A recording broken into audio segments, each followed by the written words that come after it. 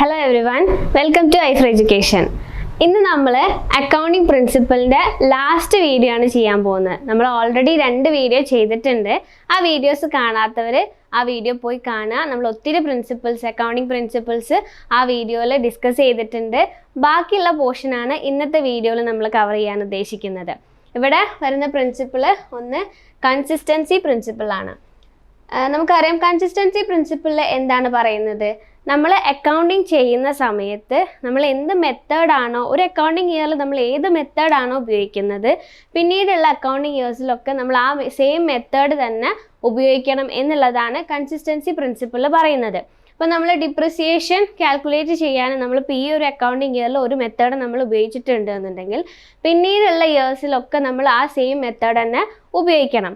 In case നമ്മൾ ഒത്തിരി accounting years കഴിഞ്ഞതിന് ശേഷം നമുക്ക് ഈ ഒരു മെത്തേഡ് ചേഞ്ച് ചെയ്യണം എന്നുണ്ടെങ്കിൽ കൃത്യമായിട്ട് നമ്മൾ അത് മെൻഷൻ ചെയ്തുകൊണ്ട് ആ മെത്തേഡ് മാറ്റി ഉപയോഗിക്കാം. പക്ഷെ ആ മെത്തേഡ് നമ്മൾ ചേഞ്ച് ചെയ്യുന്ന സമയത്ത് പിന്നീട് അങ്ങോട്ട് ഉള്ള അക്കൗണ്ടിങ് ഇയേഴ്സിൽ ആ ചേഞ്ച് ചെയ്ത മെത്തേഡ് തന്നെ പിന്നെ ഉപയോഗിക്കണം. അതായത് കൺസിസ്റ്റൻസി പ്രിൻസിപ്പിൾ പറയുന്നത് എന്താണെന്ന് വെച്ചാൽ അക്കൗണ്ടിങ് ചെയ്യുന്ന സമയത്ത് നമ്മൾ പല മെത്തേഡുകളും കാര്യങ്ങളൊക്കെ ഉപയോഗിക്കുന്നുണ്ട്. ഏത് മെത്തേഡാണോ ഒരു അക്കൗണ്ടിങ് ഇയറിൽ നമ്മൾ ഉപയോഗിക്കുന്നത് ആ സെയിം മെത്തേഡ് തന്നെ പിന്നീട് നമ്മൾ ഫോളോ ചെയ്യണം. ഇനി നമ്മൾ അതിൽ എന്തെങ്കിലും ചേഞ്ച് വരുത്തുന്നുണ്ടെങ്കിൽ കൃത്യമായിട്ട് അത് നമ്മൾ മെൻഷൻ ചെയ്തുകൊണ്ട് നമ്മുടെ ഫിനാൻഷ്യൽ സ്റ്റേറ്റ്മെൻറ്റിൽ മെൻഷൻ ചെയ്തുകൊണ്ട് ആ ചേഞ്ച് കൊണ്ടുവരിക. ചേഞ്ച് കൊണ്ടുവന്നതിന് ശേഷം ആ ചേഞ്ച് ചെയ്തിട്ടുള്ള മെത്തേഡ് പിന്നീട് അങ്ങോട്ട് നമ്മൾ ഉപയോഗിക്കുക എന്നുള്ളതാണ് കൺസിസ്റ്റൻസി പ്രിൻസിപ്പിളിൽ പറയുന്നത്. അടുത്തതാണ് കൺസർവേറ്റിസം അഥവാ പ്രുഡൻസ് പ്രിൻസിപ്പിൾ എന്ന് പറയുന്നത്. നമ്മൾ പലപ്പോഴായിട്ടും പറയാറുണ്ട് anticipate no profit but provide for all possible losses എന്നുള്ളത്. ആ ഒരു കാര്യം വരുന്നത് ഈ ഒരു പ്രിൻസിപ്പിളിൻ്റെ ബേസിലാണ്. അതായത് നമ്മൾ അക്കൗണ്ടിങ് ചെയ്യുന്ന സമയത്ത് ഭാവിയിൽ ഉണ്ടാകാൻ സാധ്യതയുള്ള പ്രോഫിറ്റുകളല്ല നമ്മൾ മുൻകൂട്ടി കാണേണ്ടത്. പ്രോഫിറ്റിന് നമ്മൾ അങ്ങനെ മുൻകൂട്ടി കാണരുത്. പക്ഷേ ഭാവിയിൽ ഉണ്ടാവാൻ സാധ്യതയുള്ള എല്ലാ ലോസുകളും നമ്മൾ മുൻകൂട്ടി കാണണം. അതുകൊണ്ടാണ് നമ്മൾ inventory is valued at cost or market price whichever is less. അതായത് നമ്മൾ ഇൻവെൻട്രി ഒക്കെ വാല്യൂ ചെയ്യുന്ന സമയത്ത് കോസ്റ്റ് പ്രൈസ് ആണോ മാർക്കറ്റ് പ്രൈസ് ആണോ ഏതാണോ ചെറുത് ആ വാല്യൂവിലാണ് നമ്മൾ ഇൻവെൻട്രി വാല്യൂ ചെയ്യുന്നത്. അതുപോലെ തന്നെ provision for bad and doubtful debt നമ്മൾ കീപ്പ് ചെയ്യുന്നതും ഈ ഒരു പ്രിൻസിപ്പിൾ പ്രകാരമാണ്. അതുപോലെ പ്രൊവിഷൻ ഫോർ ഡിപ്രിസിയേഷൻ ഇതൊക്കെ നമ്മൾ കീപ്പ് ചെയ്യുന്നത് ഈ ഒരു പർട്ടിക്കുലർ പ്രിൻസിപ്പിളിൻ്റെ ബേസിലാണ്. എന്തിനാണ് നമ്മളിങ്ങനെ പ്രൊവിഷൻസ് ഒക്കെ കീപ്പ് ചെയ്യുന്നത്? അതായത് നമ്മൾക്ക് ഡിപ്രിസിയേഷൻ എന്ന് പറയുന്ന ഒരു നഷ്ടം ഭാവിയിൽ സംഭവിക്കാം. അതുപോലെ തന്നെ നമ്മൾ കടം കൊടുത്ത ഒരാൾ നാളെ നമുക്കത് തിരിച്ചു തരാതിരിക്കാം. അപ്പോൾ അതൊക്കെ മുൻകൂട്ടി കണ്ടുകൊണ്ടാണ് നമ്മൾ എന്ത് ചെയ്യുന്നത്? പ്രൊവിഷൻസ് കീപ്പ് ചെയ്യുന്നത്. ഓക്കെ, അപ്പം ഈ ഒരു കൺസർവേറ്റിസം അഥവാ പ്രുഡൻസ് പ്രിൻസിപ്പിൾ പറയുന്നത് നമ്മൾ ഭാവിയിൽ ഉണ്ടാകാൻ സാധ്യതയുള്ള നഷ്ടങ്ങൾ നമ്മൾ മുൻകൂട്ടി കാണണം. പ്രോഫിറ്റിന് നമ്മളങ്ങനെ മുൻകൂട്ടി കാണരുത്. പക്ഷെ നഷ്ടങ്ങളെ നമ്മൾ മുൻകൂട്ടി കാണണം. അതിനുള്ള പ്രിക്വേഷൻസ് നമ്മൾ എടുക്കുകയും വേണം. അതാണ് ഈ ഒരു പ്രിൻസിപ്പിളിൽ പറയുന്നത്. അടുത്തതാണ് മെറ്റീരിയാലിറ്റി പ്രിൻസിപ്പിൾ. മെറ്റീരിയാലിറ്റി പ്രിൻസിപ്പിൾ പറയുന്നത് എന്താണെന്ന് വെച്ചാൽ നമ്മൾ അക്കൗണ്ടിങ് ചെയ്യുന്ന സമയത്ത് മെറ്റീരിയൽ ഫാക്റ്റുകൾ മാത്രം നമ്മൾ എന്ത് ചെയ്താൽ മതി? നമ്മൾ റെക്കോർഡ് ചെയ്താൽ മതി. അതായത് ഇപ്പോൾ നമ്മളൊരു മെഷീനറി പർച്ചേസ് ചെയ്താൽ അത് നമ്മൾ റെക്കോർഡ് ചെയ്യുന്ന പോലെയാണോ? നമ്മളൊരു ബിസിനസ്സിലേക്ക് പെന്ന് അല്ലെങ്കിൽ ബുക്ക് അതുപോലെ നമ്മുടെ സ്ക്രൂ അങ്ങനത്തെ ഐറ്റംസുകളൊക്കെ നമ്മൾ വാങ്ങുമ്പം നമ്മളൊരു മെഷീനറി പർച്ചേസ് ചെയ്യുന്ന പോലെയാണോ നമ്മളത് റെക്കോർഡ് ചെയ്യുന്നത്? അല്ല, അത്തരം കാര്യങ്ങൾ നമ്മൾ എന്ത് ചെയ്യും? സ്റ്റേഷനറി എന്ന് പറയുന്ന രീതിയിൽ നമ്മൾ എന്ത് ചെയ്യും? ഒന്നിച്ചങ്ങ് റെക്കോർഡ് ചെയ്യും. അതായത് മെറ്റീരിയൽ റെലവൻ്റ് ഉള്ള ഫാക്റ്റുകൾ മാത്രം നമ്മൾ റെക്കോർഡ് ചെയ്യുക. ഇമ്മെറ്റീരിയൽ ആയിട്ടുള്ള അല്ലെങ്കിൽ ഇൻസിഗ്നിഫിക്കൻ്റ് ആയിട്ടുള്ള കാര്യങ്ങൾ നമ്മൾ റെക്കോർഡ് ചെയ്യണം എന്നില്ല. അല്ലെങ്കിൽ അത്തരം കാര്യങ്ങൾ നമ്മൾ എന്ത് ചെയ്യുക? ഇങ്ങനെ ഇപ്പോൾ നമ്മൾ പെന്ന് ബുക്ക് ഇങ്ങനത്തെ ഒക്കെ നമ്മൾ വാങ്ങിക്കുമ്പോൾ നമ്മൾ എന്താ സ്റ്റേഷനറി എന്ന് പറയുന്ന ഒരു അക്കൗണ്ടിലാണ് നമ്മൾ റെക്കോർഡ് ചെയ്യുന്നത്. അപ്പം സ്റ്റേഷനറി നമ്മൾ റെക്കോർഡ് ചെയ്യുന്നത് ഈ ഒരു പ്രിൻസിപ്പിളിൻ്റെ ബേസിലാണ്. അടുത്ത പ്രിൻസിപ്പിളാണ് ഫുൾ ഡിസ്ക്ലോഷർ പ്രിൻസിപ്പിൾ. ഇത് നമ്മൾ ഇപ്പോൾ പറഞ്ഞിട്ടുള്ള മെറ്റീരിയാലിറ്റി പ്രിൻസിപ്പിളിൻ്റെ ഒരു ഓപ്പോസ് ചെയ്തുകൊണ്ടുള്ളൊരു പ്രിൻസിപ്പിളാണ്. അതായത് ഫുൾ ഡിസ്ക്ലോഷർ പറയുന്നത് നമ്മൾ ഫിനാൻഷ്യൽ സ്റ്റേറ്റ്മെൻറ്റ് അല്ലെങ്കിൽ അക്കൗണ്ടിങ് ചെയ്യുന്ന സമയത്ത് എല്ലാ കാര്യങ്ങളും എല്ലാ മെറ്റീരിയൽ ഫാക്ട്സുകളും എല്ലാ കാര്യങ്ങളും നമ്മൾ റെക്കോർഡ് ചെയ്യണം അല്ലെങ്കിൽ ഡിസ്ക്ലോസ് ചെയ്യണം എന്നുള്ളതാണ് ഈ ഒരു പ്രിൻസിപ്പിൾ പറയുന്നത്.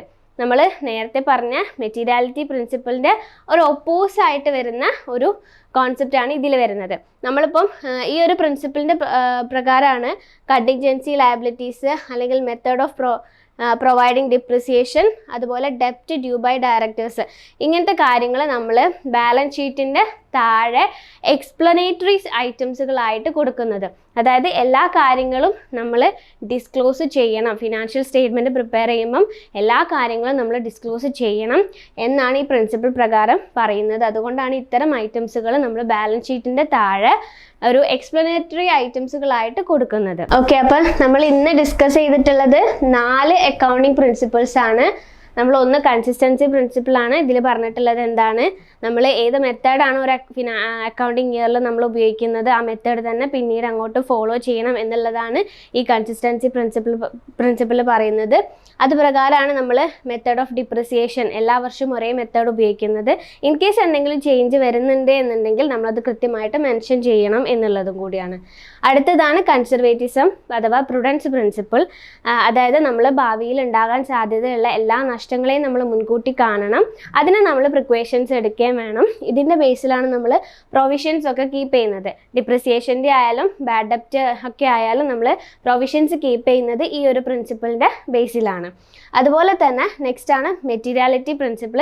അതായത് മെറ്റീരിയൽ ഫാക്റ്റുകൾ അല്ലെങ്കിൽ നമുക്ക് സിഗ്നിഫിക്കൻ്റ് ആയിട്ടുള്ള കാര്യങ്ങൾ മാത്രം അക്കൗണ്ടിങ് ചെയ്യുന്ന സമയത്ത് റെക്കോർഡ് ചെയ്താൽ മതി. അല്ലാത്ത കാര്യങ്ങൾ നമ്മൾ എന്ത് ചെയ്യുന്നു, സ്റ്റേഷനറി എന്നുപോലെയൊക്കെയുള്ള ഒരൊറ്റ ഹെഡിലായിട്ട് നമ്മൾ റെക്കോർഡ് ചെയ്യും. നമ്മൾ ഈ ഒരു പ്രിൻസിപ്പിൾ പ്രകാരമാണ് നമ്മൾ സ്റ്റേഷനറി വരുന്നത് എന്നുള്ളത് മനസ്സിലാക്കുക. അടുത്തതാണ് ഫുൾ ഡിസ്ക്ലോഷർ. ഫുൾ ഡിസ്ക്ലോഷർ എന്ന് പറഞ്ഞാൽ എല്ലാ കാര്യങ്ങളും നമ്മൾ ഡിസ്ക്ലോസ് ചെയ്യണം എന്ന് പറയുന്ന പ്രിൻസിപ്പിളാണ്. മെറ്റീരിയാലിറ്റി പ്രിൻസിപ്പിളിനെ ഓപ്പോസ് ചെയ്യുന്ന ടൈപ്പ് ഒരു പ്രിൻസിപ്പിളാണ് ഇതിൽ വരുന്നത്. ഇത് പ്രകാരമാണ് നമ്മൾ ഈ 3 ഐറ്റംസുകളും കണ്ടിൻജന്റ് ലയബിലിറ്റീസ്, അതുപോലെ ഡിപ്രിസിയേഷൻ്റെ മെത്തേഡ്, അതുപോലെ ഡെപ്റ്റ് ഡ്യൂ ബൈ ഡയറക്ടേഴ്സ്, ഇത്തരം കാര്യങ്ങൾ നമ്മൾ ബാലൻസ് ഷീറ്റിൻ്റെ താഴെ ഒരു എക്സ്പ്ലനേറ്ററി ഐറ്റംസുകളായിട്ട് കൊടുക്കുന്നതും. ഓക്കെ, അപ്പം നമ്മളിങ്ങനെ ഒത്തിരി പ്രിൻസിപ്പിൾസ് 3 വീഡിയോസിലായിട്ട് ഡിസ്കസ് ചെയ്തിട്ടുണ്ട്. ഞാൻ ഓൾറെഡി പറഞ്ഞിട്ടുണ്ട് ഈ ഒരു കോൺസെപ്റ്റ് നമ്മൾ സ്റ്റാർട്ട് ചെയ്യുമ്പോൾ തന്നെ ഇത്തരം പ്രിൻസിപ്പിൾ നമ്മൾ എന്താണ് പ്രിൻസിപ്പിൾ എന്ന് മനസ്സിലാക്കുന്നതിനൊപ്പം തന്നെ ഇത്തരം പ്രിൻസിപ്പിൾ പ്രകാരം നമ്മൾ എന്താണ് ഫിനാൻഷ്യൽ സ്റ്റേറ്റ്മെൻറ്റ് പ്രിപ്പയർ ചെയ്യുന്ന സമയത്ത് നമ്മൾ ചെയ്യുന്നത്. ഇപ്പം നമ്മൾ പറഞ്ഞു മെത്തേഡ് ഓഫ് ഡിപ്രിസിയേഷൻ എല്ലാ വർഷവും സെയിം മെത്തേഡ് ഓഫ് ഡിപ്രിസിയേഷൻ ഉപയോഗിക്കുന്നത് ഏത് അക്കൗണ്ടിങ് പ്രിൻസിപ്പിൾ പ്രകാരമാണെന്ന് ചോദിച്ചിട്ടുണ്ടെങ്കിൽ നമുക്ക് പറയാൻ പറ്റണം കൺസിസ്റ്റൻസി പ്രിൻസിപ്പിൾ ആണ് എന്നുള്ളത്. അല്ലെങ്കിൽ നമ്മൾ പ്രൊവിഷൻസ് കീപ്പ് ചെയ്യുന്നത് ഏത് പ്രിൻസിപ്പിൾ പ്രകാരമാണെന്ന് ചോദിച്ചാൽ നമുക്ക് പറയാൻ പറ്റണം എന്താണ് അത് പ്രുഡൻസ് പ്രിൻസിപ്പിൾസ് അല്ലെങ്കിൽ കൺസർവേറ്റിസം പ്രിൻസിപ്പിൾ പ്രകാരമാണ് എന്നുള്ളത്. അപ്പം ഓൾറെഡി പറഞ്ഞ പോലെ തന്നെ ഏത് പ്രിൻസിപ്പിൾ ആണോ ആ പ്രിൻസിപ്പിൾ പ്രകാരം നമ്മൾ എന്താണ് അക്കൗണ്ടിങ് ചെയ്യുമ്പം അതിൻ്റെ ഇമ്പാക്റ്റ് എന്താണ് എന്നുകൂടെ മനസ്സിലാക്കിയിട്ട് ഇത്തരം കാര്യങ്ങൾ പഠിച്ചു വെക്കുക. അതിൻ്റെ കൂടെ തന്നെ കൂടുതൽ ക്വസ്റ്റ്യൻസും ചെയ്യാൻ നോക്കുക. അപ്പോഴാണ് കോൺസെപ്റ്റ് ഒന്നുകൂടെ നമുക്ക് തെറോ ആയി കിട്ടുന്നത്. ഓക്കെ, അപ്പം ഇത്രയും കാര്യങ്ങളാണ് നമ്മൾ ഒത്തിരി പ്രിൻസിപ്പിൾസ് നമ്മൾ 3 വീഡിയോസിലായിട്ട് ഡിസ്കസ് ചെയ്തിട്ടുണ്ട്. എല്ലാ പ്രിൻസിപ്പിൾസും നിങ്ങൾക്ക് മനസ്സിലായിട്ടുണ്ട്, യൂസ്ഫുൾ ആയിട്ടുണ്ടെന്ന് വിചാരിക്കുന്നു. അപ്പം അടുത്ത നല്ലൊരു വീഡിയോ ആയിട്ട് വീണ്ടും കാണുന്നവരേക്കും ബൈ ഫ്രം ഐഫ്ര എഡ്യൂക്കേഷൻ.